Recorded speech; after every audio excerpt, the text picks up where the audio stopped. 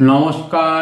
ভাবনা মানব জীবনে ভাবনা অনেক, তবু কেউ ভাবনার গভীরে গিয়ে বেরিয়ে আসতে পারে, কেউ বা আবার হারিয়ে যায়। ভাবনা থাকে সবার সাথে, ভাবনা কখনো হারায় না, হারিয়ে দেয় মানুষকে। পশু পাখিদের ভাবনাটা কম, তাই কি ওরা কেউ বন জঙ্গলে, কেউ বা গাছের ডালে রাত কাটিয়ে দেয়।